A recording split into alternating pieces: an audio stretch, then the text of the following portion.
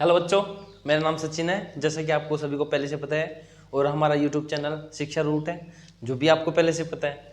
तो आपको क्या करना है, सबसे पहले तो वीडियो देखने के तुरंत बाद आपको शिक्षा रूट को सब्सक्राइब करना है। और आज अपन समांतर श्रेणी पढ़ाने जा रहे हैं और समांतर श्रेणी की पहले तो मैंने कॉन्सेप्ट आपको बता दिए होंगे, लेकिन आज आपको मैं ऐसी बातें बताना जा रहा हूँ जो एग्ज़ाम में आपको बेस्ट हेल्प करेंगे। ऐसा मान लो आप सबसे ज़्यादा हेल्प करेंगे। तो देखो, अपन समांतर श्रेणी को 2 या 3 पार्ट में पढ़ेंगे। समांतर श्रेणी के 3 पार्ट हैं, 5.1, 5.2 और 5.3। तो 5.1 पढ़ने से पहले या फिर अपन सारी समांतर श्रेणी या अर्थमेटिक प्रोग्रेशन पढ़ने से पहले इसके जितने भी शॉर्ट नोट्स है वो पहले करेंगे। इस वीडियो को आपको कम से कम 5-7 बार देखना है, तभी आपको इसके जितने भी कॉन्सेप्ट वो अच्छे से लर्न होंगी। और अच्छे से लर्न होने के बाद में आपको जितने भी क्वेश्चन है वो आसानी से निकाल सकेंगे, ये मेरी आपको गारंटी है। या फिर अब मैं ऐसे बता सकता हूँ आपको कि इस वीडियो में अपन जो भी मेन कॉन्सेप्ट है वो इसी में वीडियो में कर लेंगे। तो सबसे पहले आपको पता है कि मान लिया अपन ने एक समांतर श्रेणी A1, A2, A3, A4 dot dot dot AN।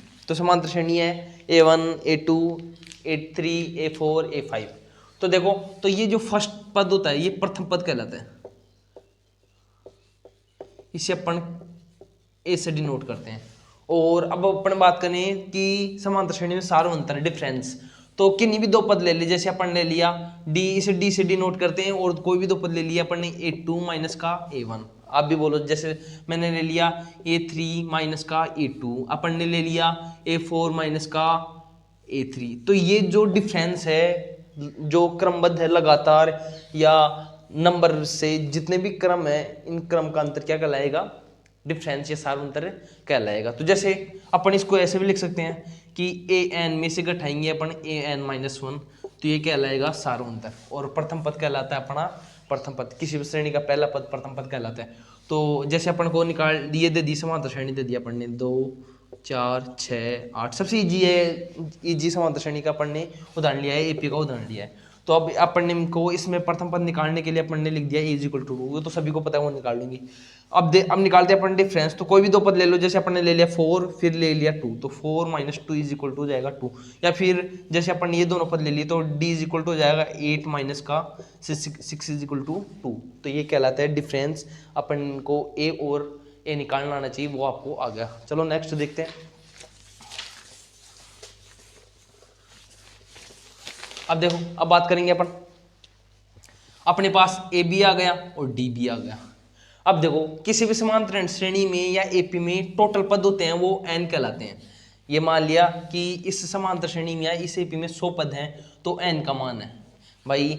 n का मतलब नंबर ऑफ पद, नंबर ऑफ पॉइंट बोल सकते हैं, नंबर ऑफ सीक्वेंस बोल सकते हैं, अपन कुछ भी बोलेंगे कि इस AP में कितने पद हैं, वो समांतर श्रेणी का n का मान हो जाएगा, मतलब पदों की संख्या हो जाएगी। और an को अंतिम पद, इसे l से भी डिनोट करते हैं, तो अंतिम पद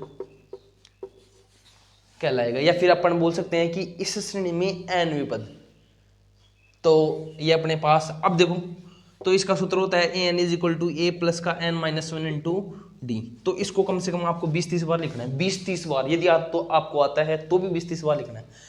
तो ये nवां पद हो जाएगा, ये प्रथम पद हो जाएगा, ये अंतर हो जाएगा, और ये किसी भी श्रेणी में टोटल पद हो जाएगा। अपन मतलब n का मतलब, ये n का मतलब हो जाएगा nवां पद, n का मतलब किसी भी सीरीज में टोटल पदों की संख्या, a का मतलब प्रथम पद और d का मतलब सार्वय अंतर। तो कभी ये दे देता है तो ये पूछ लेता है, कभी ये दे देता है तो ये पूछ लेता है, या अपन बोले कि an दे देता है, an दे दे तो n पूछ लेगा, फिर या फिर n दे दे तो n पूछ लेगा। और किसी भी 4 पद हैं, an, n, d, a, इन चारों में कोई भी 3 पद दे देगा आपको और 1 पूछ लेगा। जैसे आपको an, n और a दे दिया तो d पूछ लेगा। तो आपको अच्छे से याद होना चाहिए। अब बात करते हैं पॉइंट सेकंड, पदों की इन टोटल, ये श्रेणी में टोटल पद हैं, इनका योग कैसे निकालें। तो इसका फॉर्मूला हो जाएगा SN is equal to n/2 a plus l या an।